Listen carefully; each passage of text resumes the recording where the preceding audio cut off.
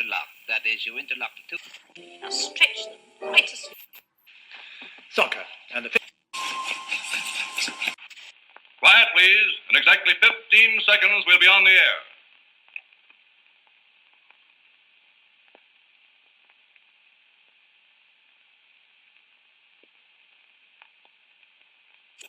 I felt like a reptile. Like a reptile. I felt like a reptile.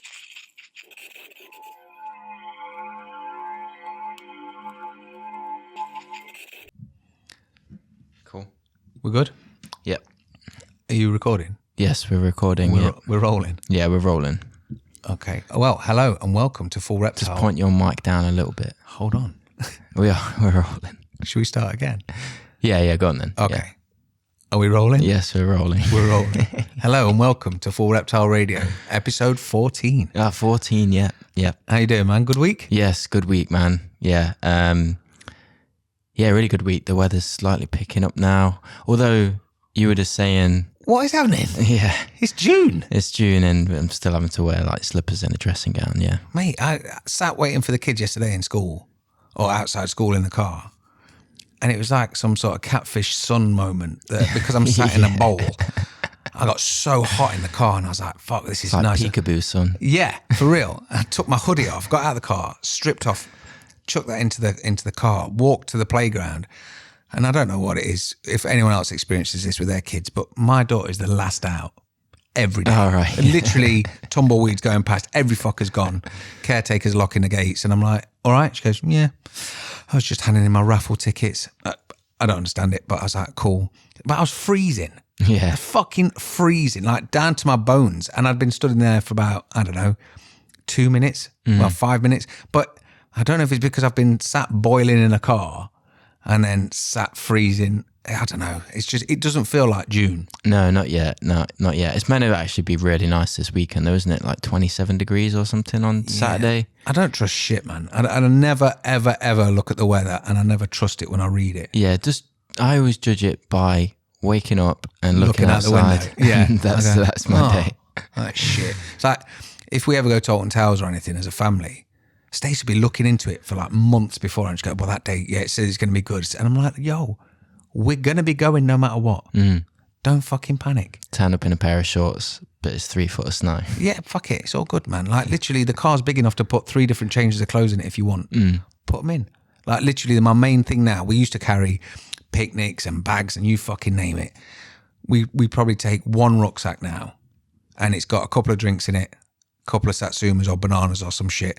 But then I've normally got all the other stuff in the car. So the kids have got like big blankets and spare clothes and comfy joggers and weird, but it's like a 45 minutes away. So they have they just get comfy and just sit and chill out and have a drink on their own. But before we used to take so much shit. Whereas now I look out the window, I'm like, that'd be all right. Easy. Yeah. Easy, fuck it. But yeah, I mean, did you say what did you have done? Oh, right, yes. Oh, so yeah, my week's not been that great, to be honest. I had an abscess come up on my tooth. Ooh. Monday. And for the thing is, because a lot of the dentists are going private now. Yeah. Because I used to be registered with like NHS and stuff and had a dentist, you could just ring them up and book it. But yeah, because it was an emergency, I had to like pay extra and it's like privatized and what now. So it was a bit. Did it feel different? Did you feel all like fancy schmance and like get a No, I coffee felt like I was doing some dodgy deal because when I turned up, she was like, "Oh, you got to pay me before the appointment." So I handed over like cash and I was just sat there. I've just paid this woman some money and I've not even had anything done yet. So it was like backwards. It felt more like shady than before. I'm private. We don't trust you. Yeah, but no, yeah, I had an abscess. It's like my wisdom tooth, man. I don't know if anyone suffers with it, but it flares up every now and again. Oh shit! And what it is, it's because like the tooth's like submerged in your gum. It's not like fully grown out. Yeah. Like when you're eating over time and stuff gets stuck in there and whatnot, and it flares up. Ooh. And yeah, I had abscess, and I was fucking agony, man. Mate. Like Tuesday, Wednesday, because I rang up and initially they couldn't get me in. So she was like, "I'll ring back tomorrow." and we could probably get you on a cancellation or anything. So I was just like, all right, fuck it. I was looking for an emergency dentist, but couldn't find any that would get me in. So you had to suck it up and pay. Yeah, so I was just like, kind of had an ice pack on my face, or like, no, I didn't have an ice pack, but I had like ice cubes. Like I was just eating ice cubes because it was Was just it doing that thing wrecking. where it was adjusting the shape of your mouth, so you're constantly either biting your tongue or biting your Kind lip? of, yeah. But I was like chewing on one side, but also like this side of my face. It's not that bad today, but like Tuesday and Wednesday, my face was like super swollen. So I was like kind of like dribbling, dribbling and shit, which wasn't very attractive. But It's when I got here and you said, I've had an abscess removed. yeah, and I just swallowed about 5 painkillers. Yeah. Well, I stood there and you're just popping these pills out. I'm like, are we in a suicide pact? Or is it just, that's what we're doing today? They might be supplements out of a paracetamol box. But I'll never forget, I was about 15. So my brother would have been about 8. So at my mum's, I had my sister so there's me and my sister are the originals, my mum and dad. So then my mum married Stuart and had Will. My dad and Rain got married and had Danny and Rich. So I had 2 brothers at my dad's, 1 brother at my mum's. And it was weird because obviously the weekends I'd normally spend at my dad's. And Will was a bit of a shithouse because he had the house to himself. My mum would do a big shop on a Friday. And we, as you know, we weren't well off. But if she was buying fizzy drinks or biscuits, there'd be like maybe 1 packet of Penguins or Kit Kats or Viscounts or some shit like that. That once it's gone, it's gone. And like you can't just go and grab 6 and just fucking nail them. So often we'd get back from my dad's from a weekend and he's nailed the lemonade and nailed all the biscuits. Like you get back and there might be half a digestive, or if you remember choc dips. Oh yeah. Well, he'd do this thing where he'd eat The all white the chocolate ones are the best. Oh, mate, they're the business. And I still got trauma from them because he would eat the chocolate and like dash the biscuits into the biscuit barrel, as in like an exchange. So I used to do it where I would use the smallest amount of chocolate on the sticks to then yeah. Oh no, he'd just exchange dipping. all of his biscuits to eat 2 or 3 of the chocolates, Right. which is a bit shitty. But nevertheless, just brothers being brothers. And I can remember getting back from my dad's once and we'd found, like a couple of weeks before, a whole sleeve of Penguins down the side of his bed. So even though he was saying, yeah, they're all gone, he was hoarding. And we were like, okay, so we got a bit suspicious. And Got a fresh joke every day. I wonder where it's come from. yeah, where have these weird penguin rappers? Like, he's just nailing the jokes. And we gets back, and it was normally about 6 o'clock, half 6 when I got in. And obviously I haven't seen him all weekend, so we're going to play football or do whatever. And he was being a bit shady and acting a bit moochy. And he caught to me and he had a big lump here on his cheek. And I was like, what have you got? Because obviously we want, like, everything was fair game to share. And I was like, have you got sweets? And he was like, no. I was like, yes, you have.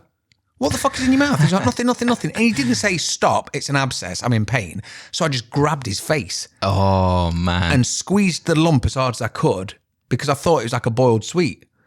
And he hit the floor and made a sound I've never heard before or since. And he was just writhing around the floor crying at, I got an abscess in my tooth. And I was like, oh, fuck. But I still kind of didn't believe him. I was like, open your mouth, show me.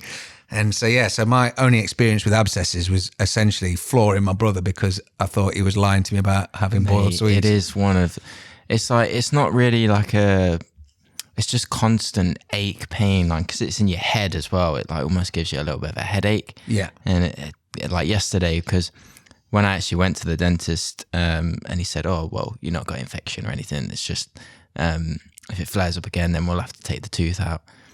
But he basically drained the abscess.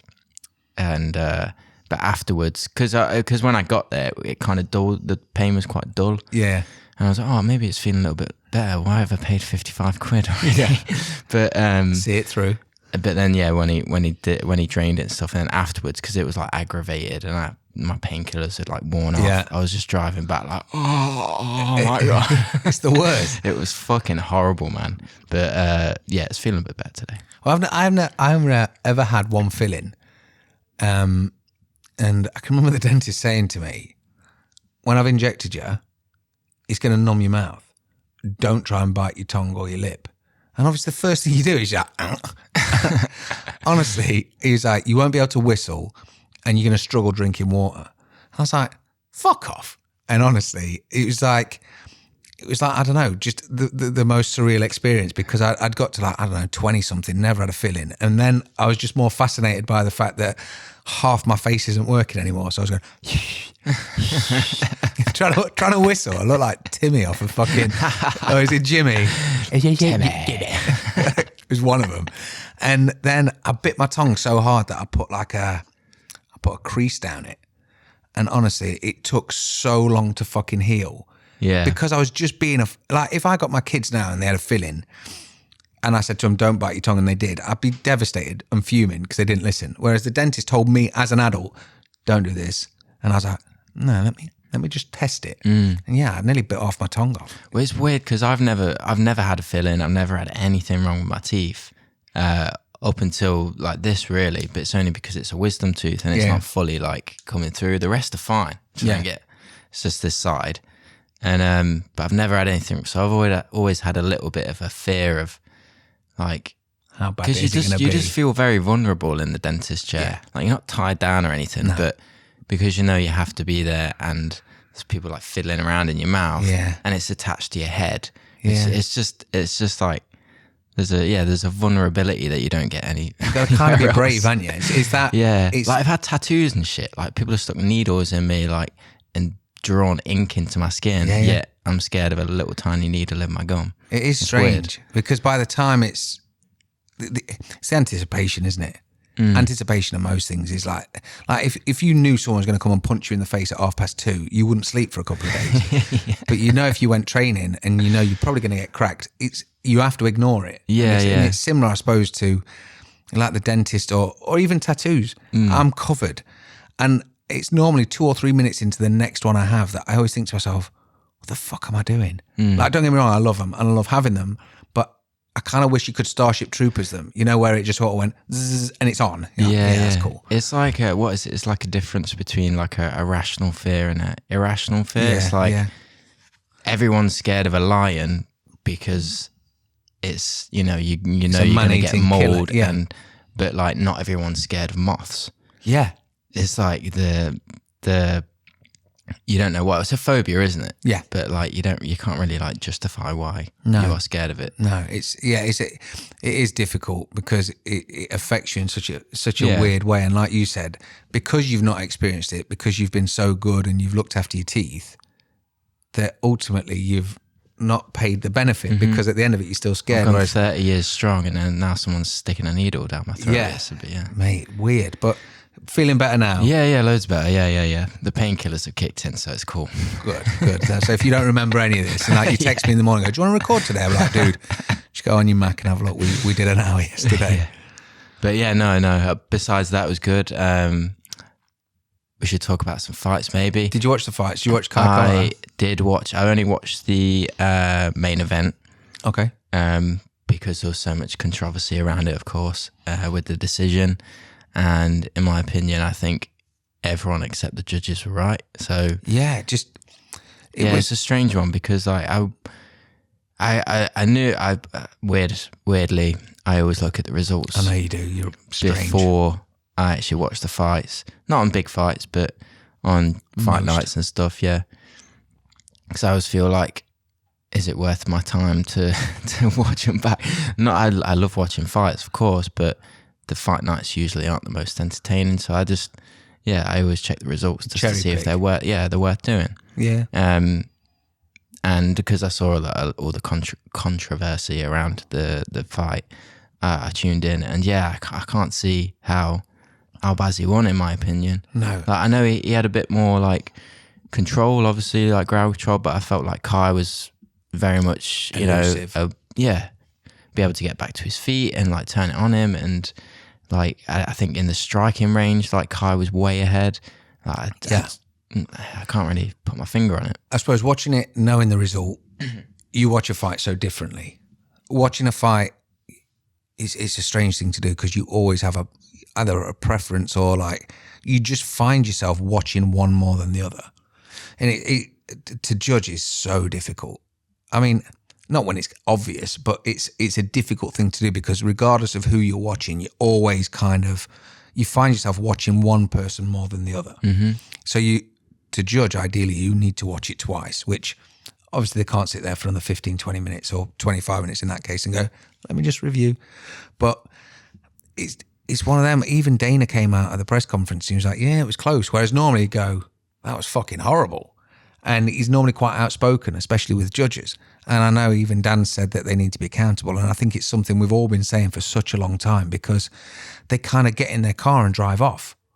And Kai, so he lost 100 grand plus his ranking. And he's a young guy coming off a title fight that essentially was still in the mix or has put himself back in the mix.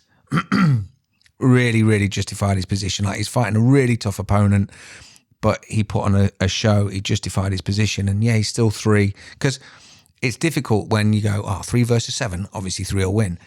The margin isn't that wide. It's very fucking close, and it only happens that he's a 3 because he got there a bit before, or he's had another fight before. Do you know what I mean? It's not like it's worlds apart, and you've got Premier League playing against, I don't know, Belper Town. It's fucking, it's a wafer thin point between each person. Mm-hmm. So for him to lose 100 grand and he's put 3 months in training, I'm not saying that he spent it before he's got it because obviously you wouldn't expect him to do that, but the impact that it's had on his life and even his drive and his feeling, because you imagine you've lost quite a spectacular loss when Moreno was a body shot, body kick, yeah.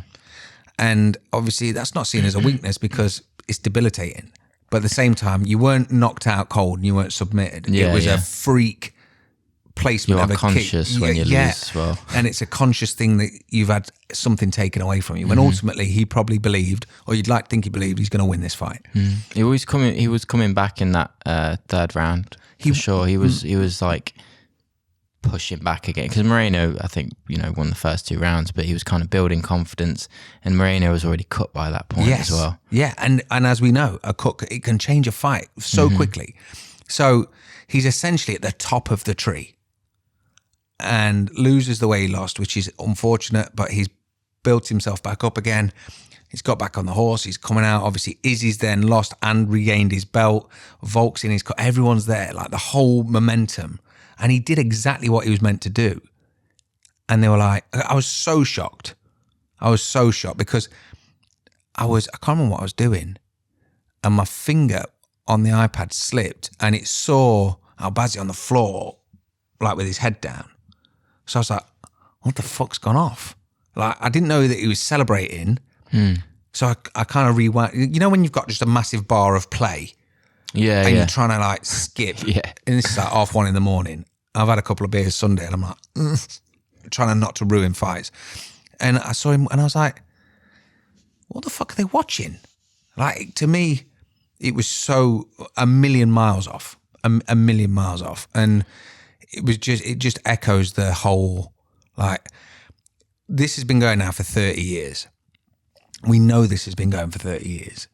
There's enough retired MMA aficionados that should be involved in this. But my only thing is, obviously everyone's come out and says that the judges should be accountable, and of course, yeah, but I think people are saying that they should like be part of the press conference maybe and talk about for real and the refs. But I don't see how, like, in what other sports do you see that happening? Well, like, you don't, like, a Champions League final between Real Madrid and Liverpool, say, and it's the last minute of the game and the ref makes a bad call, penalty, and Liverpool lose based on that. Have you ever seen the referee having to be held accountable? Obviously, everyone's pissed off at the referee, and I know there's a lot more. Like, there's people more people involved in that decision now than there was. But like, why you never see referees? But it doesn't affect other sports the way it affects this sport, which is mainly partly down to the UFC pay scale and Yeah, down this is to the thing. the way it works. But if you think about it, Real Madrid, Liverpool have a bad decision on Sunday. No one loses wages. No one loses fuck all. True. It's just a frustration and a disappointment and all the rest of it that goes with it. And obviously, with football, especially, it is a tribal sport. So if Liverpool have lost unfairly, then that will give the supporters more things in common to group together to be like, no, well, we didn't lose, we did, and which is tribal. That's fine. But Kai Kara France has trained for 3 months. He's then paid for people to come over. He's paid for everyone. He's paid for his training. He's had to back himself to get to this position where he's at. And essentially, he's done enough to justify his fight and his win. He showed up on weight, done everything right, not gassed, not looked bad. He's put everything in. And because some prick is not either paying attention, doesn't understand what he's watching, or for whatever reason, has gone, no. That's massively impacted his life, and he can't go out on Wednesday or the following Sunday and fight again. He's got to wait another 3 months. Yeah, I understand there's the aspect of judging as well. It's not like in football, it's like black and white. Was it that a decision or was it not? Yeah. It's not judged. You don't get to the end of a football match, it's like, oh, well, I think they play better, so they win. Exactly. I understand the difference in that sense, but I feel like but you said about the pay aspect, like, if the fighters were getting paid more, then maybe it wouldn't have been of so much of a blow to the fighters. Yeah. And I understand that they've trained for so long, they've put a lot of time and money into that training as well. But I just don't see the benefit in singling out people. I know people got to be responsible for their mistakes, but I just don't see being accountable, of course, but like, I don't see what the difference is, because even if they get the judges up on the press conference and they talk about the fight, why did you make those decisions? Like, why is he going to change his opinion?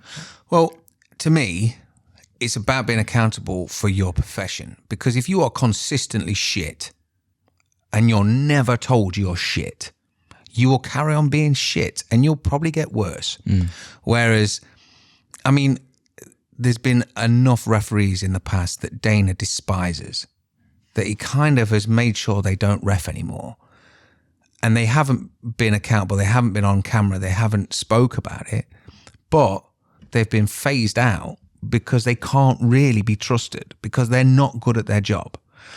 So if it means that you've got someone that's new into the game, right, and they let a sub go on too long, or whatever it is, whatever decision they get wrong, if they have their meeting, and it doesn't have to be that they're sat in a press conference and everyone's throwing shit at them. It's just saying to them, because he could have seen something differently. He could have gone, yeah, well, as much as you say he was dominating him this, look, he got up and he did this, and there could be a justification for it. But oftentimes when something is so clearly one way and someone's put no, I think it's this, there's got to be a justification behind it, because they're not, it feels so far opposite to what everyone else is thinking. It's that, what the fuck were you watching? So it's not like it's an attack, but it's more understanding what they saw or how they've interpreted something. Because if they've then sat down and said, it's specifically because of this, and we go, we don't score it like that, dude. Like, not being taken down in a round, you've scored him, like, you've given him 10 because he wasn't taken down. But he wasn't even being attempt to be taken down. So why have you put, well, he wasn't taken down? You're like, I don't know where you've studied, but that's not part of the game. And unless he's educated or re-educated around the sport, he can't get better. So it's not a witch hunt, and it's not just to embarrass people. It's just for them to either explain or justify, like with Herb with Stop the Fight. If Herb was sat down and go to Jai Herb and you watch it back and go, dude, what are you seeing? If you've gone, look, it was a split second, I don't know, it's something, any ref, any judge, like, if they know they have to be sharp, they will make more of an effort to be sharp. Whereas it's not an easy job. 15 fights in a night, 12 fights in a night, whatever it is, it's a lot. It's a long night, but essentially that's your job. Do you know what I mean? You can't get on a plane and know, well, I'm a pilot, I've got to fly to, I don't know, Zimbabwe. Oh, well, fuck it. It's like, you've got to be prepared for that. It's your job. You're accountable. So I think it's more just trying to understand, or even for Kai to go, why have you cheated me out of this? Well, there's area of the sport. Like, I mean, like we look at the sport and it's, what is it, 30 years old, essentially. Like the evolution is like way off what, you know, the boxing over 100 years old, football over 100 years old. And they're still not at a point where they're still not evolving. Yeah. Like, and there needs to be like investment within judging. There needs to be investment within refereeing as well. And that will come eventually. But I think, yeah, it's something needs to change, obviously. But I don't really know what the solution could be at this point, unless they just, you know, besides making people accountable. Like, well, it's more at the minute. It's just yesterday's chip paper, because as much as it's like a big thing on the Sunday night, Monday morning, now everyone's just ready for 289. So they're not necessarily. It's not like the judges sat there thinking, "Oh God, I'm going to get a right bollocking," or anything. There's no worry, and it's the same like with the money. So yeah, it affected Kai massively because he's on 100 fight, 100 win, and that's UFC's pay structure. That's their issue. But deep down, the number means just as much to him. So it doesn't matter if you're on an 8 fight, 8 win or a 50 fight, 50 win, whatever it is. It's about fairness. Like if you've been sparked out cold, and you know when people get up and they're like, "Oh, it was fine," you go, "All right, we can kind of play that off to know that that's an impact of head trauma."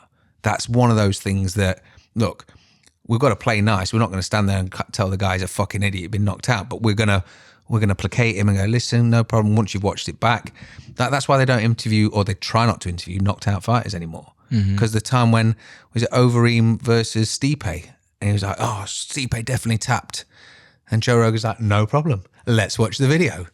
And there's literally nothing. And you've got this guy who's concussed, confused in his own life and in his new world that he's now not going to be the champion, and be like, and it's just kind of rubbing the salt in. So it's playing fair and playing nice with everyone. So it's not just about necessarily the money or the status. It's just more about, if someone's gone in and they are consistently terrible, what can we do to make sure that they are the best in their field? Yeah. Because like you've had refs in the past where they'll be coined as like the very best, but they still make mistakes. We all make mistakes. And I think sometimes it feels better when someone goes, "Look, I fucked up," because it makes a big difference. It makes a big difference. And everyone's accountable. So yeah, I felt for Kai, and I mean, it just felt a little bit shitty. Yeah, I mean, to be honest though, like, you know, not taking anything away from Amir Albazi, like, he certainly had a good fight as well. I don't think he, you know, he won, maybe not.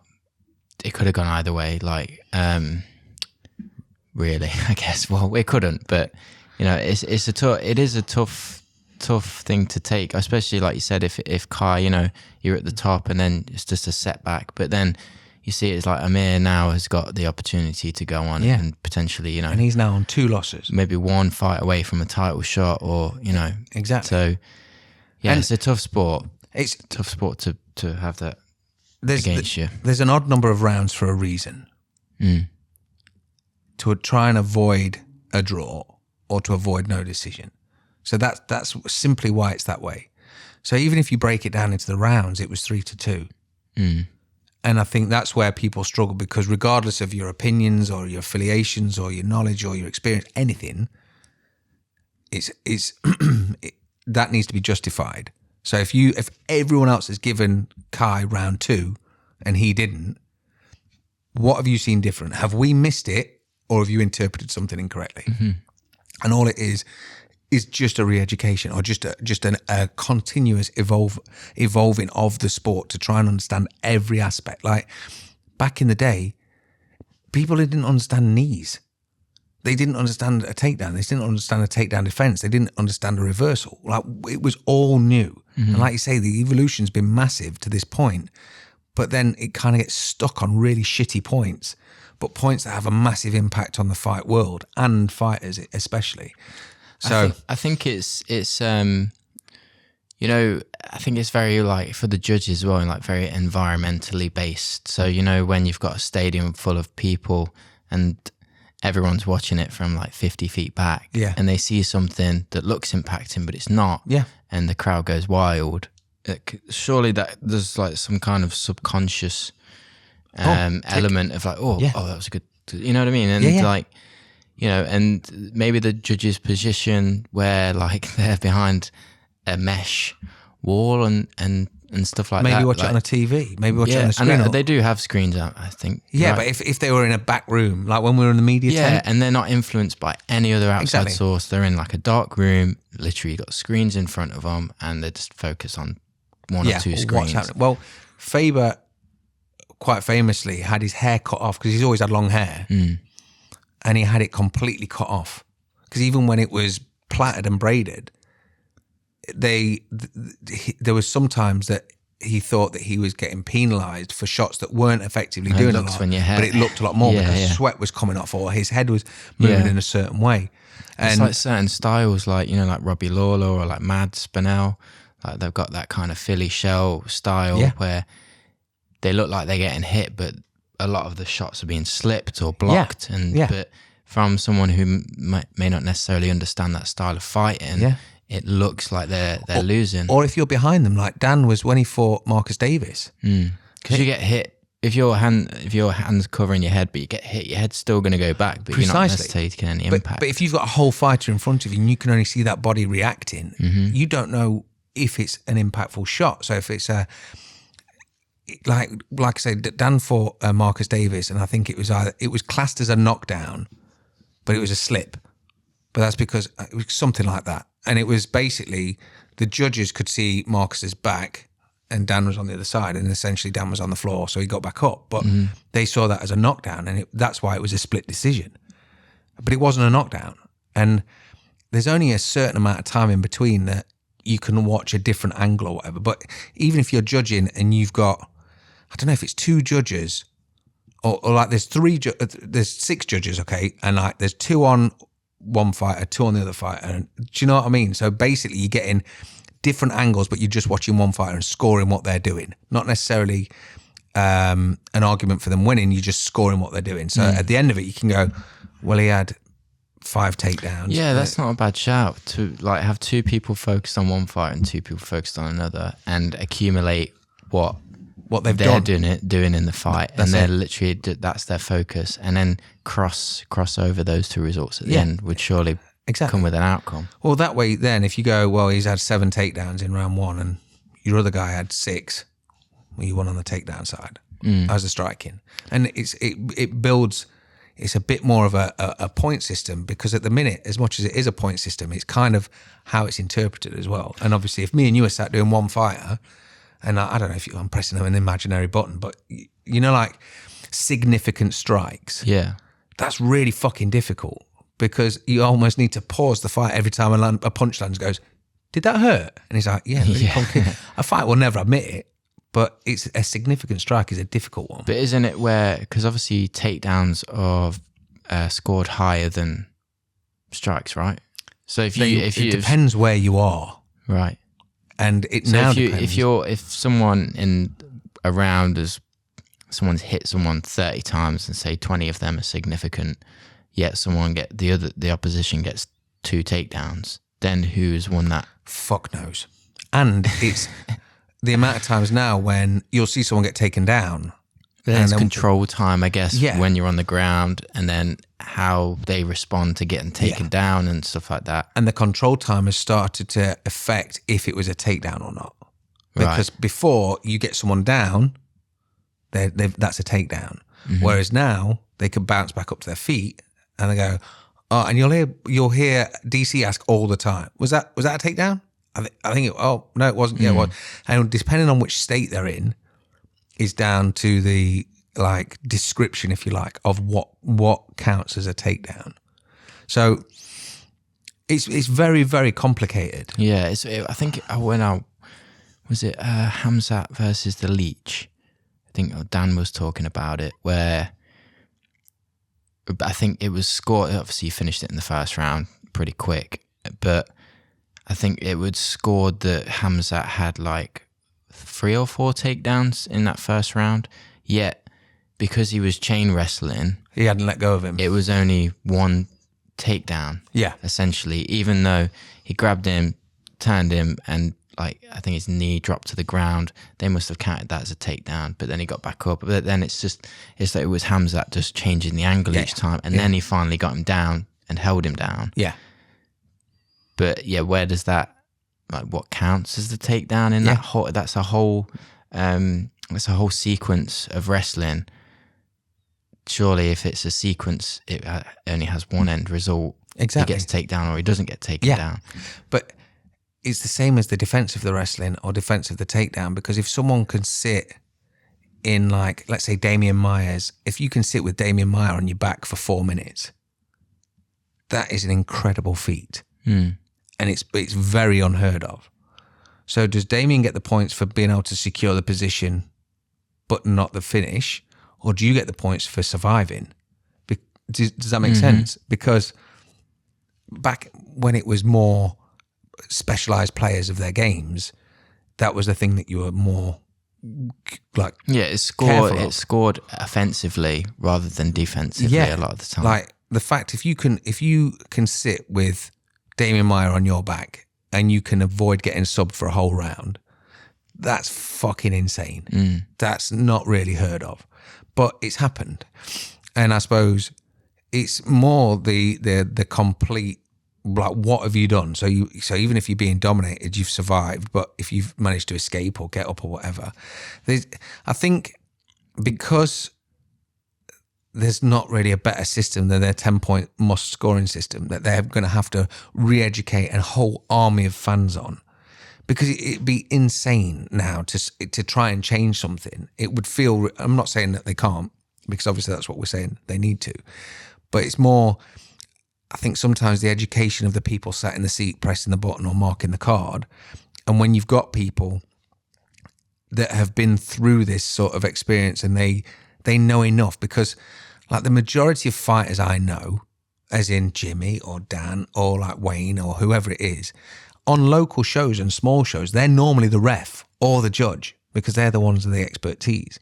So it seems silly that we get to this kind of level and we go, all right, Cecil Peoples, what's your background? And he's like, bank manager. Fuck all.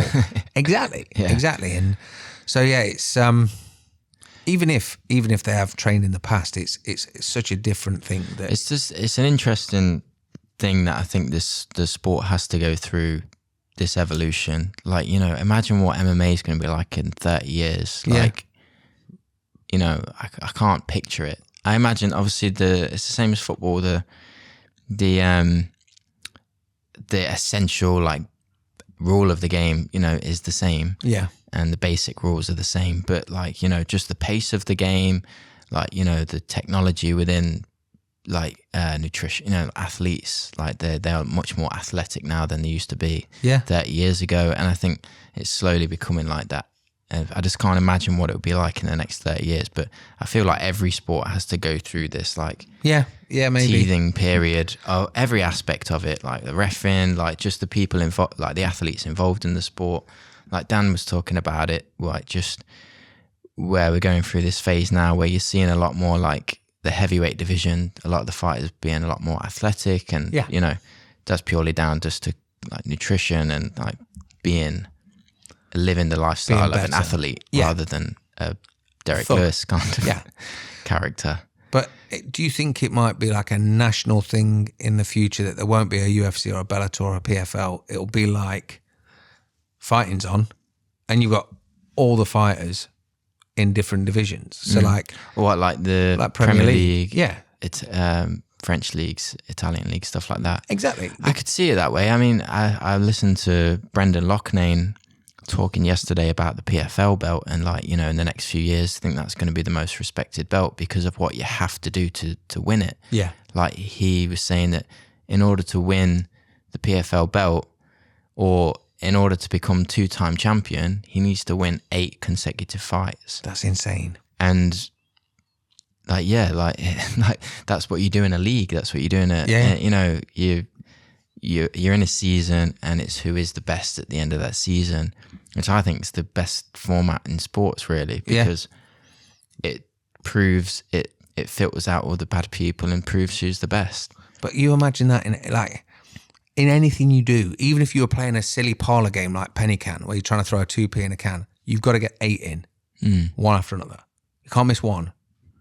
It doesn't, like, the intensity that brings and the pressure that brings is phenomenal. And to be able to achieve it, like you say, unfortunately, Dana's got a much bigger mouth. So whilever he's around, the UFC will always be the premier division, just because of how it's being positioned, in my opinion, just because the media monster behind it and what they can get in front of you is so current, and it's like throwaway media, isn't it? Like, this week is all 289, so fucking, next week won't be, but it'll be because it's got the intensity of the next fight night, bam, bam, bam. And because they've now built that to the point where they are the most relevant, because they've got the time and the resource. When you think about it, like, Brendan's had to fight 8 times to defend it. That's fucking... Well, by the end of this season, to become two season champ, That's crazy. But the thing is, the UFC, it's relevant for today's media, really, because they put on fights that people want to see. It's very fast paced. It's like, they do have that. They have the UFC fight nights that are like, the ranked fighters working their way up, and and then they'll get onto the pay-per-views once they're... But then there's people on the pay-per-views that are ranked lower, but because they've got a bit more of a popular like backing or whatever, they're more likely to get on the pay-per-views, and it pays relevance to today's media, and who's got the most Instagram followers? Well, they're going to make more money, so we'll put them on the pay-per-view. But they've kind of shifted with that, like, they've had to adapt always, and I think that's where they've become more of an overwhelming machine of fighting, because they've been doing it for such a long time. They've kind of managed to manifest whichever way they want to take it. Whereas now, because it's all about TikTok, Instagram followers, and like the Jake Paul thing, that sort of stuff, that's becoming more relevant, because the UFC thought they've got it nailed. This is how you do it. This is how you promote it, and all the rest of it. And then you get someone like Jake Paul, who's got 1 billion followers on YouTube, and he can create such a storm because they are loyal followers, that you go, hold on a fucking minute. There's money in that. Oh, okay. And that's where it's kind of, Dana wasn't expecting that. He's not ready for that, because that's not what they were trying to direct the way that they've been building the business. Because it's like, it blows my mind a bit that, like, even Power Slap or Ultimate Fighter, I always watched The Ultimate Fighter, always really engaged in it, loved it. Carry on. You got something to say about it? Well, I was just going to say we'll chat about the Ultimate Fighter. Yes, we will. I'll do it right now. So, episode 1, I didn't get a chance to... Does it come out on a Tuesday? It comes out on... Well, the first one came out on a Sunday. So whenever it was, I missed it. But I knew that I was going to catch up with it. Yeah. Because obviously for me, I don't do anything I've mentioned a million times. I don't do anything on a Sunday till I watch the fights. I need to know what fights are. I need to know where rankings sit and all the rest of it. I just geek out over it. But that's my schedule. So then when I was working on some bits, I had the Ultimate Fighter on. But I'd seen the result on Instagram. And I'd seen the result 30,000 times. And I think to myself, this is a subscription service, either BT or Fight Pass, however you're consuming it. Why the fuck are you showing me the result? And I know it, like, I'm not going to say what the result was because you might not have seen it, but it kind of fucks my head that, like, you've got this subscription package that you're ruining with promotion on social because I don't want to know who's fucking won. I don't want to even see a disappointed Mike Chandler or a disappointed Conor or an angry confrontation because of a result. I want to see that. I watched the whole thing knowing what the result was going to be, and I kind of find myself not engaging with it, which like, I don't want to be episode 1 thinking, I'm not really bothered about this, because I've never felt like that before. Yeah. But they give too much away. They're showing you behind the curtain, man. This is how porn is like one of the most fucking valuable industries in the world, because someone wants to know what this person looks like without their clothes on. So you got to pay to see it. But if you can just find it, you're not going to pay. It's fucking bonkers. So like I say, power slap, I know is a dirty word, but the whole fight is on, like, you can literally watch a whole thing. By the time you've gone through your phone for 10 minutes, you go, all right, well, he didn't get up. He didn't get up. He did. He didn't. Forrest is looking awkward. Well, that floor looks spongy. Wow. Okay. But it's all the result. It's not like they're selling you the hype. They're just going, this is what happened. And it seems, I'm obviously not a media mogul, but I don't know how the fuck they've made that decision that they're like, we just show the results. Mm-hmm. Yeah. No, I get what you mean. But the first episode, I liked.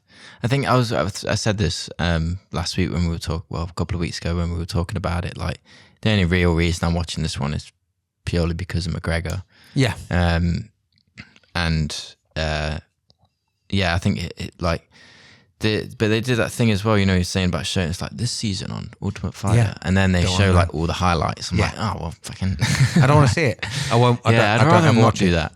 I like the next week or something, like, oh, next week or whatever, but then they just show the highlights for the whole season. You know? Yeah, mate, I've watched Gold Rush, I watch Survivor, any programs that I watch where they go previously or next week, I skip it. I don't watch trailers for films. Have you watched because I haven't watched episode 2 yet. I've not watched episode 2 yet, but then I was on Instagram and literally I had to flick past something because I saw a red pair of shorts and a blue pair of shorts and it looked like a fight ending sequence that I was like, I'm kind of convinced I know what's happened, but I haven't seen the strike land and look, we've seen Pat Barry and Czech Congo a million times of people that you think they're out and then they're not out. So I don't want to be careful on Instagram during the week because I might see a result. Whereas, like, this is why I've always been quite grateful that it's not as popular as, say, football. Because I could be driving along and you hear football results. And I'd be devastated if but they don't show you them. This is the thing. They don't, like, maybe a few days later you can watch, like, YouTube highlights and stuff like that. But when on a Sunday or a Saturday... It's not pushed in your face. But I don't think. On the radio, they'll tell you about results. So the popular sports, F1, if there's been an F1 race, they'll announce it on the news of the hour. If there's a football match or a derby or whatever, they'll announce the score. I'm a weird person. I don't want to know any of that because I want to experience it as a brand new, fresh set of eyes. So regardless if it's Ultimate Fighter, whatever it is, I don't want someone to go, oh, it sinks at the end, because I want it to be a surprise. I want it to be the whole experience. So I know you can look at results and it doesn't really bother you because that's what you want to do. You want to know it before you watch it. Whereas I want to watch it completely impartial and just enjoy the whole thing. I don't do that all the time. No. It's only the ones that are like less interested in. Yeah. Most of the time I do watch it, like the pay-per-views I watch live. It just seems strange that like this whole thing to bring the Ultimate Fighter back and the whole story behind Conor, I know is the driving force. But it's not even like Conor's got a fight booked at the end of it. Do you know what I mean? Yeah, no. He's fucking massive. Yeah, he is. Like, he's huge. It's like the crimson chin as well. Yeah, it's like, the beard's gone. His head is massive, and he looks a bit. Doesn't look like the same person, oddly enough. No, and I think it must be strange for Chandler because obviously Conor's got his own brands. So he's got McGregor Fast, he's got the Black Forge, he's got Proper 12, and the whole house is covered in it. They're wearing Black Forge tops, like he's literally got an in. And I mean, there's been a lot of people back in the day and even now that have had brands that haven't essentially been featured on the Ultimate Fighter. Like they used to cover stuff up. So Matt Hughes was part of he was season 2 with Rich Franklin, and he had a brand, or he's part of a brand called One More Round, and it looked like a fighter sitting on a toilet doing this. One minute. And it was a similar time when Affliction was out and stuff. Right. And they didn't wear it. It wasn't there. And it's like you could go through a lot of them, like even when Conor fought before, but it seems that it is all catered to Conor. Well, yeah, I mean, the thing is, Conor's still got that, like everyone who fights him, it's an opportunity for them to earn a shitload of money, isn't it? Like he holds that above everyone else, even though he's not a champion, he's not even ranked, I don't think, at the minute. So it's like, but he still holds that star power where he can headline a pay-per-view and the people who fight him are going to make bank. That's why when Oliveira was champion, he wanted the McGregor fight. Yeah. So he just knows that after that fight, I can retire. he could probably retire and not really worry about Well, it. Conor's got the top 4 pay-per-view records. He's got 4 of the top 5. That's, I mean, it's phenomenal. Yeah. And it's an achievement, but when we're talking about fairness for fighters and all the rest of it, like we were earlier, it seems, well, I don't know. If I was Chandler, I'd just be looking at it like, because he's obviously wearing has he got, what's his hold on or hold fast? Oh, no, not hold fast, that's someone else. Hold on or some shit. I don't know. He's got his own brand, but it's not the same as the push that Conor seems to have. Yeah. I don't know, man. He just seems huge. Like, did you manage to watch the documentary yet? Yeah, I've watched 3 episodes of it. Yeah. I've got the last one. I think at the end of the 3rd one, he just lost to Poirier.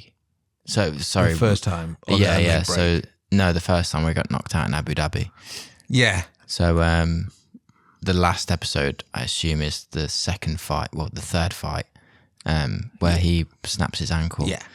But it's really good. I enjoy just how it's made as well. It's a good documentary. Superb. I don't know who made it. I don't know if it was Netflix or whatever, but it's just a cool documentary, and there's a lot of unseen footage within it that I don't think anyone's really ever seen before, and it's a good insight to his process coming back after the Khabib fight, and just how he got back into with the Cerrone and the pandemic and stuff, like how that affected him, because I think after the Cerrone fight his plan was to like kind of, and the momentum he had after that Cerrone fight, and he was probably in his prime at that point, really, like as a physical fight, like as a being ready, physically not and mentally, over preparing, like, not overtraining. He'd already been champion, but you could even say that came quite early, a lot on in his career.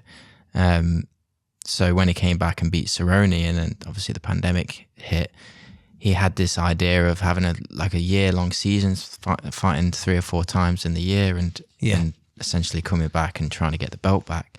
Because I think there was talks of, because that fight against Cerrone, he came back as a welterweight, I think. And there was talks about like the welterweight title shot after that, after the Cerrone fight. But I think like the UFC basically just kind of shut him out a little bit after that. Yeah. And but all we'll remember is him saying he's retiring, which kind of came out of the blue as a fan. And then when you watch this back, he was actually kind of shouting out for it. Yeah. But I think it's interesting and kind of fascinating the way it's shot, because it gifts you behind the scenes. And there are times when you can think he's the best person in the world, and some times where you can think he's a bit of a prick. Yeah. But because it's endless access to the behind the scenes, it kind of justifies this insanity of his life, because he's being really nice to Poirier. Now he's being a prick to Poirier. But because you've been let in the back door, and you know that, well, he's not got the kids with him that time, and actually he's got to worry about the ankle before he's gone out there. Like, you can overly justify every single element. So it kind of protects the UFC's investment, because anyone else on like a 2-fight skid, especially to the same person, and well, even a 2-fight skid, obviously, I know he had the Cowboy thing, but if you speak to Cowboy, he was kind of, he'd psyched himself out of that before he even started. So as impressive as it was, Cowboy's a notoriously slow starter, and he was star-studded by it being Conor, and Conor put fucking heat on him. So with all those facets, you've got like essentially a fighter that's got more pull than any other champion, really, because everyone is just living every part of his life. And if you're not living it behind the scenes at the time, you're getting it fed to you in whichever documentary, because this documentary covers the past couple of years, but then the previous one was like the rise. Yeah. So there's always that justification of this fucking insane environment that it doesn't really matter if you like him or hate him, you're going to tune in. And that is what adds to the pay-per-view figures, because there can't be anyone really that's in the fight game that isn't interested to see what happens next. Because to see him come back with Cowboy, look kind of super slick and ready, to then struggle with his ankle, break his ankle, balloon up to an absolute fucking mahoosive guy, then all these behind the scenes videos of him gambling and bare knuckle and all the rest of it, to then see which one are we going to get back.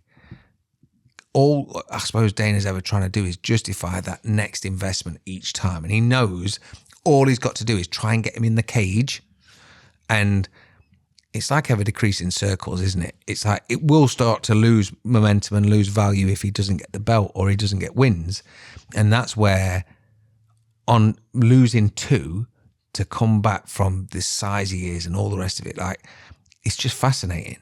But it's car crash. You can't take your eyes off it, because on one hand, he's the most wonderful, devoted father that wants to give his kids everything. And he just comes across as so invested in the kids that is really lovely. And then on the other side, he's just a fucking maniac. Yeah. Do you know what I mean? Yeah, and yeah. it's like, I don't know. It's obviously that life is such a strange life to get used to and accustomed to. And then because everyone else has got opinions and all the rest of it about it, and they're constantly telling you, like, obviously the True Geordie thing came out the other day, didn't it? Because he had a massive blowout at True Geordie. You know those? I always want. You know those voice notes that keep popping up that McGregor sends to people. Yeah. Are they? What are they from? Are they from him sending them to the people? Yeah, or, like a DM. So I don't know how they style it in the. Yeah. But it's just like it's an edited video of just basically this is a voice So note. that's a voice note that he's sent to True Geordie. Yeah. And True Geordie's been like, oh, this is what McGregor's sending me. Or he's just gifted me 1 million fucking likes. Yeah. Do you know what I mean? Because essentially that's what it is. It's so funny listening to him. Yeah. Like some of the insults that he throws out there. It's just like, mate. Yeah. It is crackers. But then you got to look at it, and True Geordie featured on his documentary throughout the whole thing, either doubting him or supporting him. Yeah. Like as like a talking head. So it's, I don't know. I don't know if sometimes people just trying to cash in on him a little bit as well. they kind of do, but it's one of them where sometimes you got to look at who his loyalties and affiliations lie with, because he'll always go to Ariel's, and Ariel will be cautious in criticism of someone like Conor, because he's done it before where he's spoken about Nate or Nick or Rampage and then seen him at a press conference and they've called him out. They've gone, "Oi, motherfucker, what are you doing here? You said this." And he's like, "Oh shit." And as a journalist, you kind of got to be kind of impartial, but also someone like Ariel's obviously followed the sport for a long time and enjoys it. He's not just doing it because that's what he did. So with someone like Conor, you'd like to think that he feels it's the inner trust, it's the inner circle, it's the fucking meet the fuckers scenario, because obviously he's given True Geordie a platform. Not saying True Geordie hasn't got a platform, he clearly has got a platform and he's got a following. But when Conor has gone, "I'll put you in the dock," because you had him, you had a few other people that kept popping up. And that's a bit of a bonus for those people, because if you haven't seen True Geordie or you haven't seen the other people in it, then you might start listening to them or following them, because I'm not going to say other people's names on there because they don't need the promotion. They've already got it on the documentary, but they're on there. So then if in the Morning next... Combat were on there.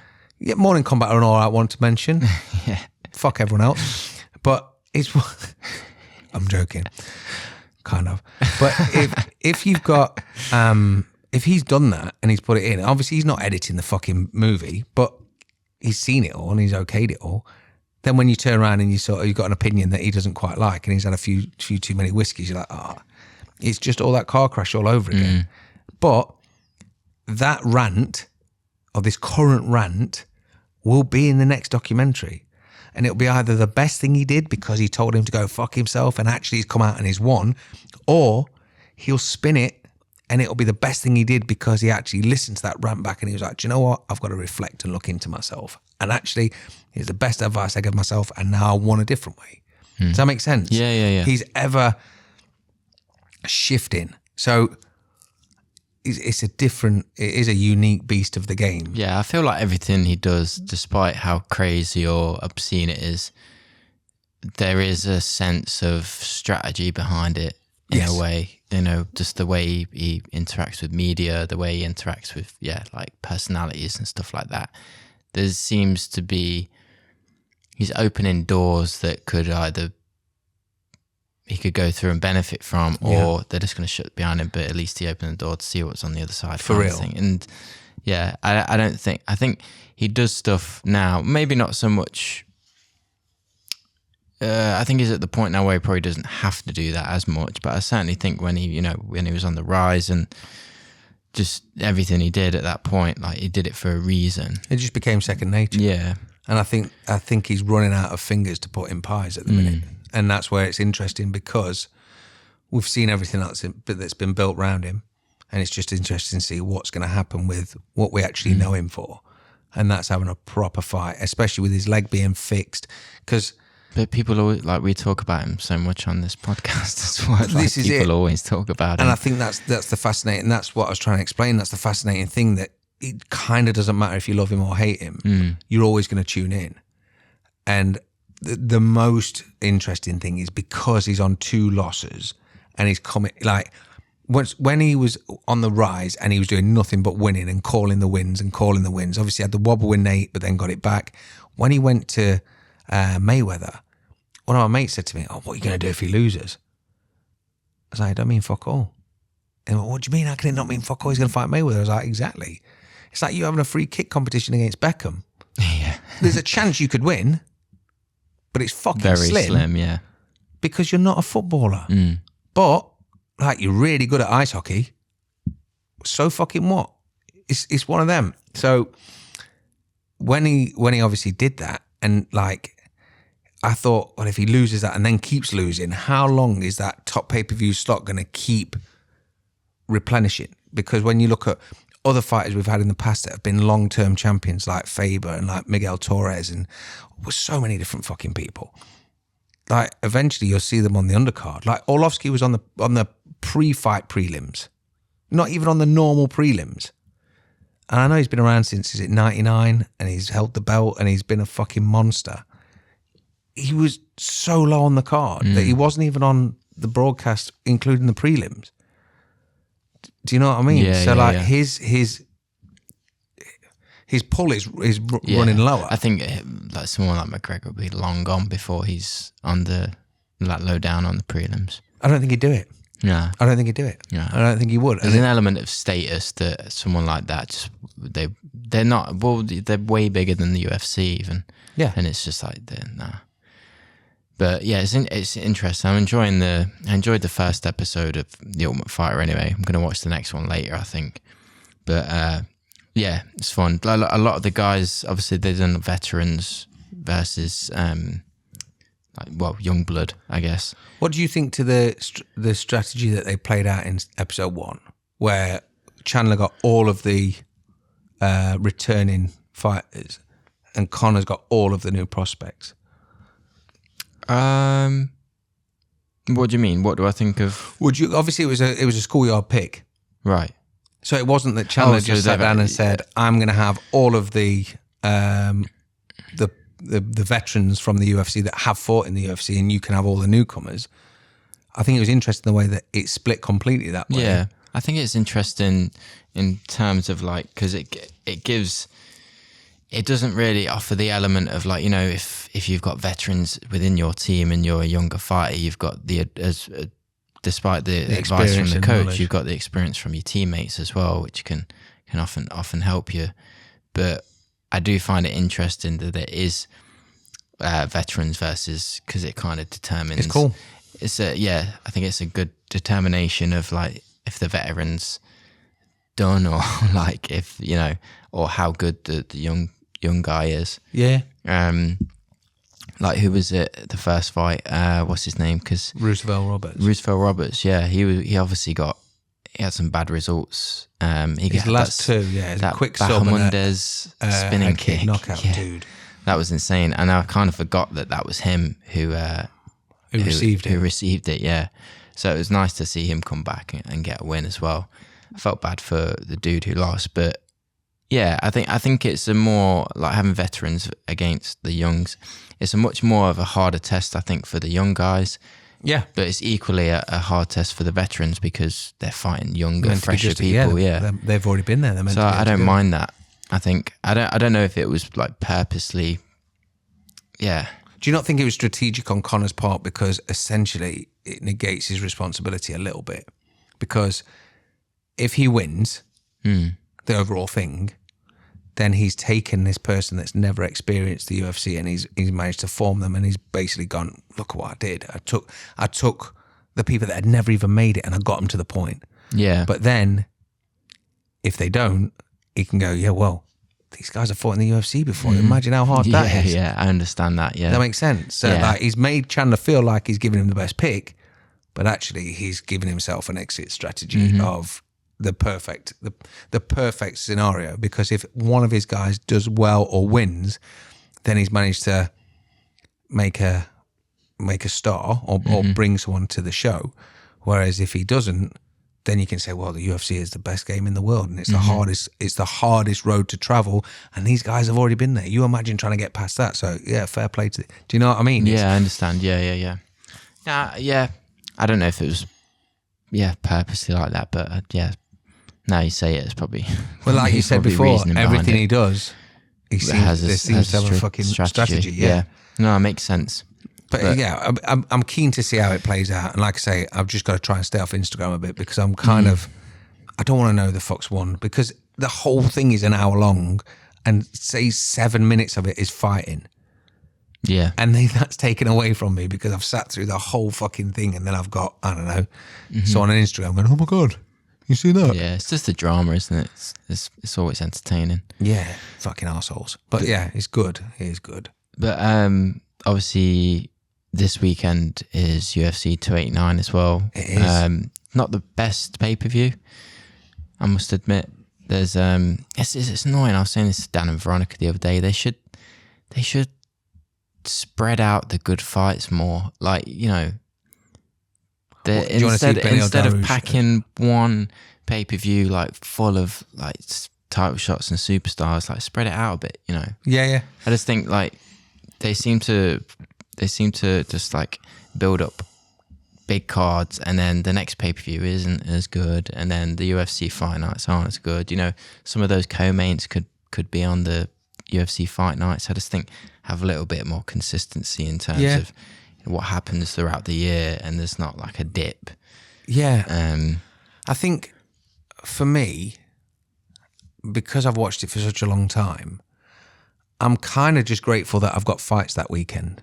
Yeah. Which is, it's difficult because obviously back in the day we'd wait months between events, and so there was a lot more time to build narratives and cards and all the rest of it. But it was always similar fighters. Whereas now I'm finding that I'm learning a lot more about different people that aren't necessarily on my radar. So like, as much as, I mean, there's certain fighters that I literally can't wait to see fight. But at the same time, if I know that I've not got a certain fighter on the card that night or a certain recognised name, then I'm completely invested in whoever it is. So like on this card this weekend, there's Nate Landwehr, and he's been so good. But the first couple of fights he had... He's fighting Dan Ige. Yeah. Yeah. Didn't even know his name the first couple of fights because I was just like, there's that crazy blonde dude, motherfucker, I like him. But because he was kind of washed into the fight nights and he was kind of around the edge, when he does crop up, I'm like, fuck, here he is again, man. I really like this guy. And there's a lot of people like that because it's so common, so regularly on, that I know exactly what you're saying, but it doesn't bother me as long as I know I've got fights to watch. Yeah. And I wouldn't mind the consistency. So there's like some really, like they used to do it at Christmas. So it's like really high profile. like there was a massive card, so it'd be like Chuck against Vanderlei or something that's been brewing for fucking years, Pride, UFC, all the rest of it. And then, I mean, the problem is we've seen it happen where they've set up a massive card and it's kind of been a bit shit. And then they've done it where it's been a fight night and every fight's a finish. And like, it kind of doesn't matter what the person's name is when you see someone getting sparks in, I don't know, 30 seconds, 2 minutes, because it's so exciting because the energy of the card, it's just finish after finish after finish. And you're like, holy shit, we're rattling through these. So I know what you mean. And I think it's different. When you've got Amanda Nunes normally against someone that is so prevalent within the division that you're like, this is going to be a fucking test. And because it doesn't feel nice, I'm not saying that it's completely one-sided, but it doesn't feel like it's the threat of what we've had in the past. And she's managed to weather that threat in the past. If she's taken that on and obviously overlooked her or something, or for whatever reason, then yeah, it could be a really interesting fight, but I can't see her losing. No, but you know, I thought that about the Juliana Pena fight the first time around as well. Exactly. So, and obviously Amanda Nunes is getting further into her career now, where you know these younger fighters are coming up and testing her.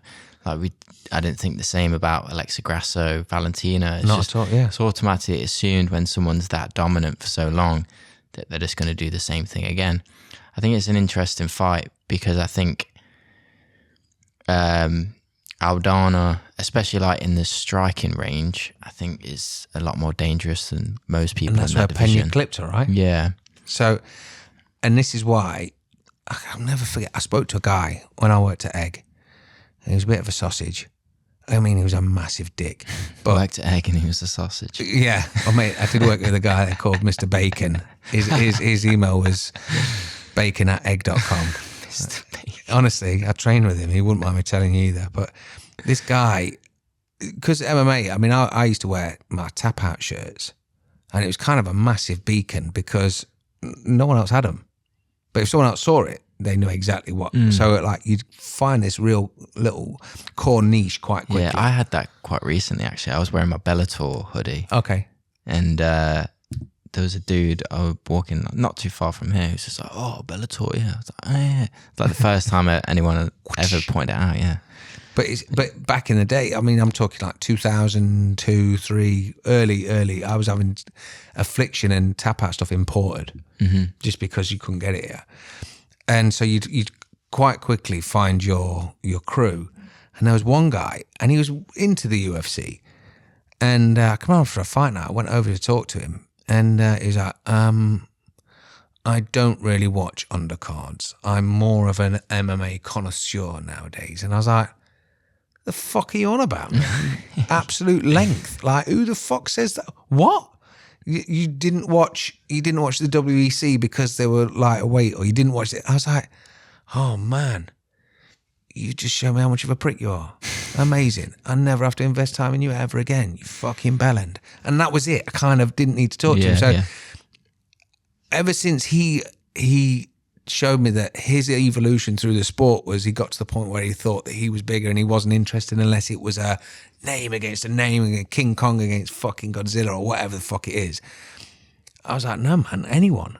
I just want to watch two people fucking fight. And because fights were so rare before, if you didn't have a UFC, you might get a WEC or you might get a Bellator or a Bodog or a Strikeforce or a Pride and they were all downloaded. No one's showing them. You just have to try and find blindly an event that you haven't seen a result to be able to watch Strikeforce or fucking Pride or whatever it is. And so now that there's always fights being piped to me, I'm like, yeah, fuck it, whatever it is. And I just kind of sit there like a bit of a robot, just watching anything. So I do like the big high profile stuff. And I do like hype. I like just feeling like I'm on the journey with them. So the Conor and the Aldo thing was massive. Like Chuck versus Randy back in the day was huge. The fact that Randy beat him was fucking unheard of. So all I was doing was trying to just consume all of that information, the acquisition of pride. There was like memes of these fucking Yakuza shooting Dana and stuff. It was fucking insane. But it was so interesting because it was like, it seemed like it was a struggle all the time because it was all infighting. Whereas now, someone's kind of just tidied the mess up and gone, Owen wants a fight every weekend. We're going to give him some fights every weekend, and it's delivered on this really nice, shiny little platter. And I'm like, that'll do. I mean, I'm nothing against this pay-per-view. I think it's great. Like, you could easily hold a card around Amanda Nunes as well. She's like the greatest ever, really, especially in women's MMA. So, you know, but it was just the like the main card. You just expect. Just like, feels weak, and especially when they put like. Yeah, like some of the prelim cards they probably could have put on the main card just to kind of boost it a little bit. Yeah. But I mean, nothing against the especially the two top fights this week, like Charles Oliveira versus Beneil as well. Like that's going to be a really, really interesting one. I think it depends on your preference sometimes. Like back in like when Damian Maia used to headline or someone like that, it was difficult because he was predominantly a jiu-jitsu guy. And so if your preference was striking or spectacular knockouts, you may class the card as slightly weaker. And I don't think you have to apologise for that. It's more a case it's difficult because it's what you want in the event. Yeah. And the implications. Like this weekend, it's probably more important to see what's going to come out of Oliveira. Yeah. And Dariush, because obviously the UFC have kind of kept Dariush really pushed down, and it's getting harder and harder to deny him. He's an older dude. Yeah, you can't. I mean, well, he's only a year older than, despite his grey speckled hair, like he's only a year older than Charles Oliveira. And I think that actually saying that, I don't think he's even a year older. I think he's like 2 or 3 months older. He looks like his dad. They're both in a similar spot in their career, yet Oliveira's already been champion. Yes. He's already defended it, and now he's on another run to get it back. Yeah. And it's an interesting one because I'm a massive fan of Oliveira. He's probably like one of my favourite fighters around, just purely just because of his style, and I like the way he approaches fights. But he had to wait such a long time himself to get a shot. Yeah. He's only remembered a bit more because he's had that title win and he defended, which... like before that, he wasn't seen as the danger that he is. He's always been. But like, I can remember watching him. I can remember watching him lose to Miller by fucking knee bar or something. He got subbed by Jim Miller. What's his record? Like 33-9, I think, or something like that. It's insane. But all those losses were quite a while ago now, and I don't know. Like, I think sometimes it takes the UFC to get a champion to realise that, oh, fuck, people like this guy. Like, they may sit and choose and go, I think him or her or whatever. But then actually when the fighter gets crowned, they're like, oh my God, this has had a bigger pop than we expected. Yeah. And with someone like Oliveira, mate, that went around the fucking world because he was doing a lot of charity work, and he used his social media for so much good. And he was doing so much like behind the scenes in the pandemic and all that other stuff that you just saw this guy as like a proper solid dude. Yeah, and I think the way he was like finishing fights as well, just like submitting everyone, but like, brutally choking them out and stuff. And I think that's very highly valued, within the sport. Like, it's the way you win fights. You could win a bunch of decisions and creating a highlight reel. Yeah. And that's essentially, that's all they want at the minute. They want some gold highlight elements because then that fills their Instagram pot of, we'll keep it like, because the hype from that is the best. Because when you see like Oliveira submitting Gagey and fucking, beat Poirier the same way, right? All these these people that you're expecting, they're on the top of the tree. They're the ones that should be winning. That like, holy shit, you stop and take notice because we all, the whole movement, of life is just, it's so fast at the minute. Everything's like, before you know it's Christmas, holy shit. So when you watch a fight, you think the amount of times you watch the highlight reel, it used to be that you'd have half a dozen fights in their pre-box shorts. So before Reebok. And then now you get half a dozen fights wearing their Reebok shorts, depending on how much they've won and if they've been in the UFC or they've come back and gone. Like Orlovsky, the amount of fucking like highlights are the real brutal ones are like old school. Whereas when you got Oliveira in his Reebok gear, just literally, and you forget, you go, oh fuck, I forgot he fought him, and you're like, shit, this is like, because it's so fast moving. So I think I kind of don't know what's going to happen, because obviously he's coming off a loss. Dariush, He's coming off an injury as well. Is he? Because this fight was meant to be on. Of course it was, because I did the graphics. Couple of 287, 288. I think so. A couple of pay-per-views back, maybe. Yeah. But yeah, this fight's been pushed back. So he is coming off a shoulder injury, and he's coming off a loss, obviously, to Makhachev. Yeah, I mean, well, wasn't the he missed weight, didn't he, as well? So Yeah. Did he was vacated. Yes, and that was the one before. No, because because I knew, because he fought in yellow shorts, and usually they fight in gold and Yeah, black. so if he'd have lost, he wouldn't have retained his title. Yes. Wait. Wasn't it the one before that? No. I'm pretty sure, because he fought Poirier. Sorry, he fought Gaethje, defended it. Fought Poirier, defended it. So and then was it Makhachev? Weighed in Makhachev. I think it was the Poirier. When he won, he didn't have the belt. So he didn't weigh in for Poirier, not Makhachev. He didn't weigh in for Poirier, still won, but the belt was still up for grabs for him and Makhachev. That's why he didn't fight in black shorts. I see. So, Yeah. So Poirier missed weight. Yeah, no.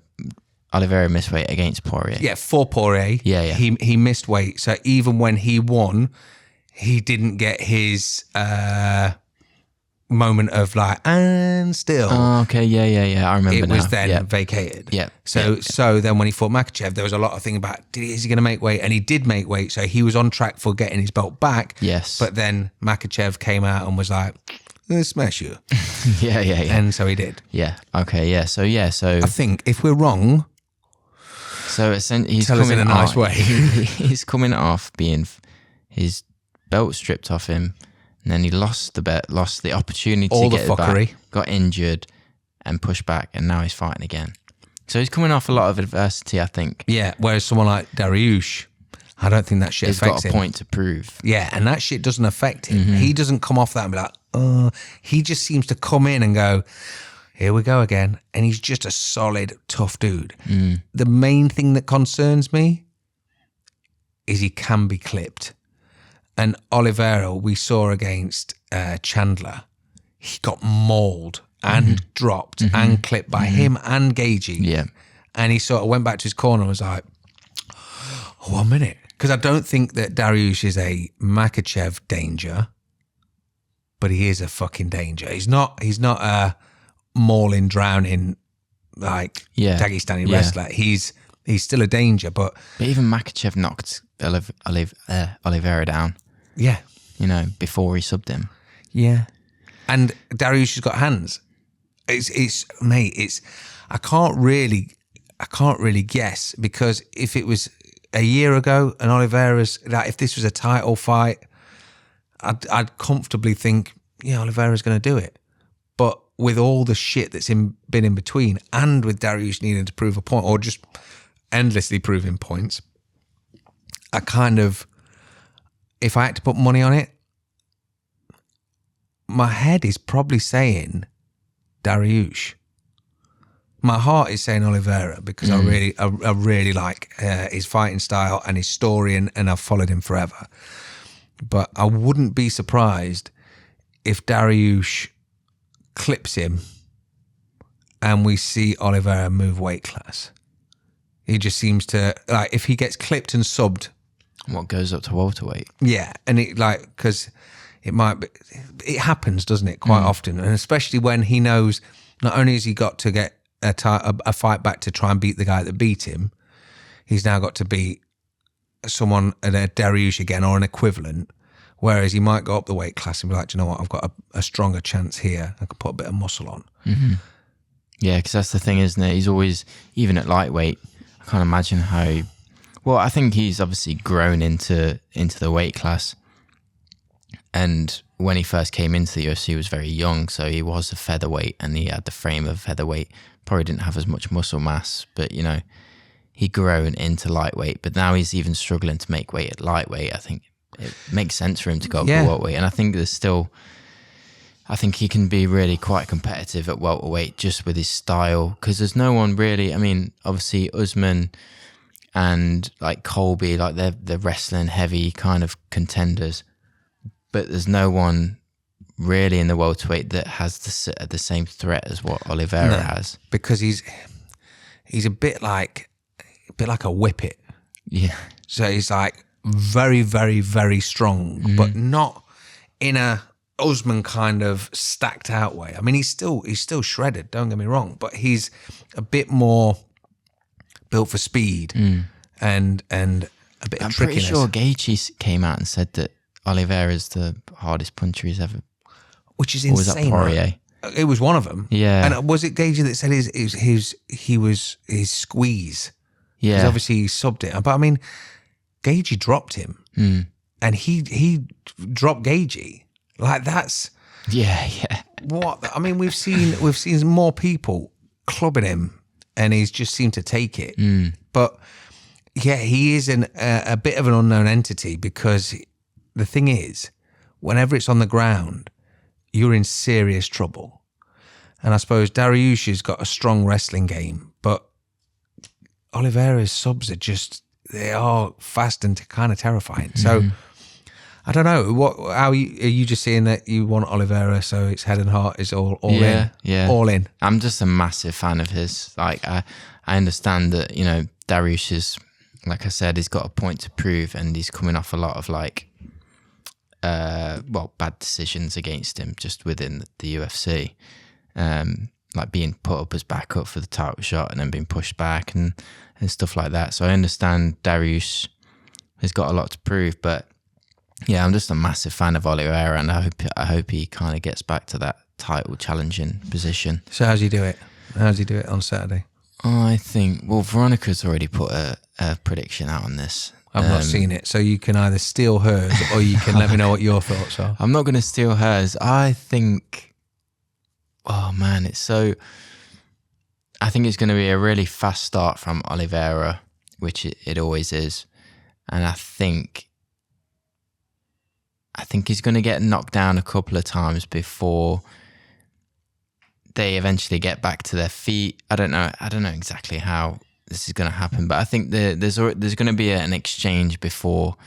I think Oliveira's going to get knocked down, get back up, but I think the persistence of Oliveira, I think he's going to clip Dariush, knock him down, climb on his back, and choke him out.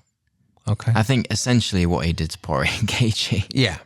I don't know if Dariush is just that tough grit. I don't know why. In my mind's eye, I just see that Dariush wins. And I don't know if it's like some spectacular.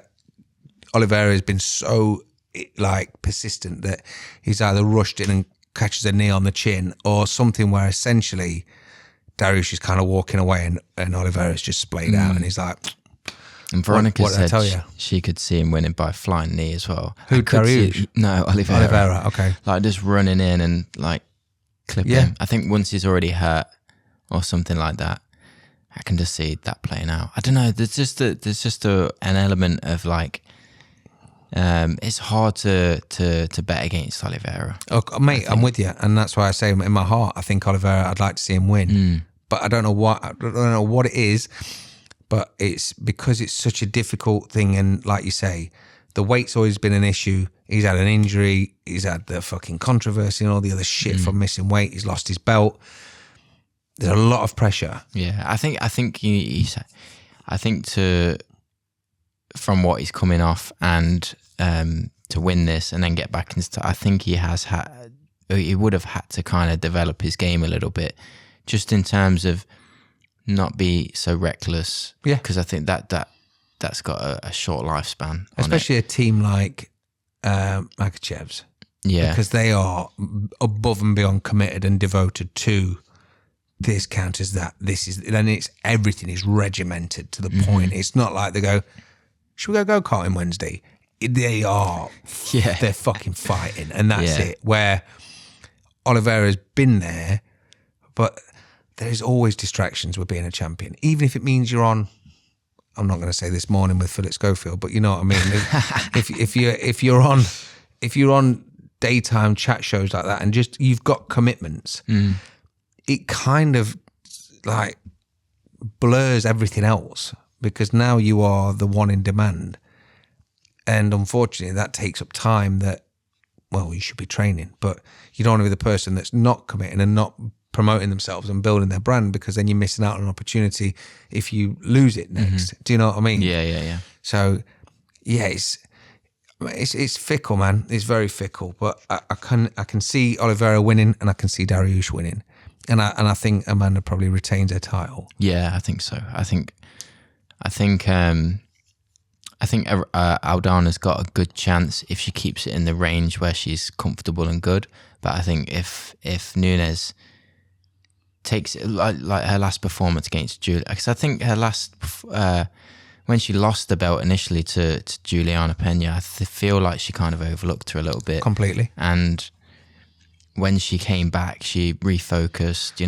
Well, she'd wronged all the rights. Yeah. So where Juliana was having like success before, like Amanda was like, hold on, no. And haven't they've had a baby recently? Or they had a baby? They had a baby just before when she lost the belt, mate, and I can see why that would have been a distraction. I think at that point she just opened her own gym and stuff like that. Yes. There was a lot of distractions within her life. I think not distractions, but other what's the word? Commitments. Yeah. So I can understand why she lost the belt and why she overlooked her, and why she probably wasn't prepared enough for that fight, because Juliana Pena came in there solely with the purpose to take the belt off Amanda Nunes, and that resentment and built up over a lot of time. So it worked. When she came back and she won it, she clearly refocused. She'd clearly, got back to that championship mentality, and I don't think she's gonna overlook Aldana like she did. No, she's added the first levels time. to her game as well already, and so I think the striking is a concern. But I've never really seen Amanda rest on anything. I've never seen her sort of sit back and go, oh, I'm getting clipped, there's nothing I can do. It's always evolving. I think the difference, Juliana caught her quickly, and she drew her into a scrap. She drew her into a brawl. Yeah, and then kind of that was her game plan. So she was following something she was ready for, whereas Amanda had already been rattled a bit, and like you can't always think on the fly that quick when you're in the deep water. So yeah, I mean, I'm looking forward to it. I'm like I say, I'm still undecided on the co-main, but I think Amanda wins it. Yeah, same. I'm going to go Amanda Oliveira. Yeah. 2 Brazilian wins. Yeah, I think in Canada. Dariush has just got he's got a fucking, there's something in there, man. There's something in there. But no, I'm looking forward to it. So yeah, the only other thing I was gonna mention, did you see the Jake Paul Masvidal? Oh, I saw it this morning. I didn't even know if there was any beef between them two. I know obviously Jake's fighting Nate in August, and yeah, I didn't know there was any like ongoing beef between them. But yeah, I saw the video where Masvidal apparently pulled up to like Jake's warehouse. Do you think it felt real? Or do you think it felt a bit pretend? I don't know with Masvidal, to be fair, because it's like, I'm always, because I can see Masvidal doing something like that. So it's not like, but also I understand that he's maybe lining himself up for the fight after Nate or whatever. And well, Jake Paul is a promoter above anything else, right? He knows how to create a story or to build a narrative. Make money. Because when, was it Mayweather that pulled up on him? They were both at a basketball game, and Jake was weirdly on his own. Yeah. And Mayweather was with about 40 guys or But something. that kind of felt a bit more real because then Jake was actually making a move to try and get away, and it felt. Whereas this one, like, You know, you know when Masvidal had an issue with Leon Edwards, not the ref, Leon Edwards. yeah. He went and smacked him in the mouth. That's what Masvidal does. And that was in a UFC event with cameras everywhere, security everywhere. And he went up to him and he fucking smashed. That was before he was like a superstar, though. I mean, Masvidal was obviously well known at that point, and he was a big fighter, big personality within the UFC. But he wasn't. He wasn't. He went into a bar and smashed Colby in the face because he saw Colby. Yeah, he's a superstar at that point. Yeah, I get you. I understand what you mean, and it's weird how like Jake already knew that Masvidal was kind of like. It's just I can imagine being in that sort of environment, and it's like there's people, you know, there's crossover information all the time, and then you know Jake Paul's always got a camera guy around him, so he's just like, oh, you know, grab the camera, Masvidal's on his way, and then they create a narrative out of that. That's what I mean. Yeah, but I don't want it to go down that route. I don't want to feel like they try to need to sell us bullshit. Just like when I watched Rocky being interviewed, and then there's a bit of a commotion, and then next minute comes over with his hands behind his back and goes bing, bing, bing. I'm like, oh, this is a thing. What? That's fucking gold. Whereas it feels like, you know, when they're trying to be clever, and they're like, oh, what are you doing here? It's like, well, this is my turf. It's like, fuck off, man. Either smack him in the mouth or don't smack him in the mouth. Yeah. You got 15 fucking bodybuilding bodyguards around you. What is happening? So I don't know, man. It's I've always respected and enjoyed the realness of Masvidal. Just that he doesn't take any shit. And I think Jake Paul, it will always be a narrative because he kind of doesn't get out of bed for anything else because he wants, it's essentially attention, isn't it? He doesn't need the money. He likes the attention. He likes the draw. So I don't know. It just felt a little bit shit. I'm sure we'll hear about it for the next like week or whatever, and I'm sure there'll probably be, you know, after the Nate fight, I can see that happening as well, like the Masvidal thing. Because the thing is, like, now Jake Paul's lost to an actual boxer. He's got to keep finding these fights with people who are either like retired MMA fighters or, you know, just big personalities within combat sports. Well, I don't think the loss to Tommy did him any damage because it was so close. I think that he would have been better off going down the route of let's go again, Tommy, or find another boxer. Yeah, I don't think it just certainly didn't damage him in terms of, you know, he still has the ability and the personality to make money in that sense. But I just feel like he's probably steered away. You know, he was talking about fighting Canelo and shit. It's like, what are you doing? Yeah, like, you know, he's probably steered away from that route of, you know, if he'd have beat an actual boxer, he probably might have started calling out other boxers. But, you know, I think he's still got so much opportunity within that world that he's just kind of creating those opportunities with people like Masvidal, who are never going to back down from a fight. No, but that's why. Well, I suppose we're in the fight with Nate, innit? Which that also feels weird. Obviously, the way that he left the UFC, was like, I'm retiring, I'm done, I'm all finished. And then I feel like Nate's just like even at the press conference that they did. He didn't really give a fuck. Like, he was just there because he'd been, you know. Yeah, but it was like when then you had, was it Jake Paul's media guy going, oh, I'll fight your brother or some That's shit. That's just like poking a bear. Like, yeah, but it's unnecessary. Yeah. But it's like we're trying to bring the Disney Channel into a fight sport and you're like, why?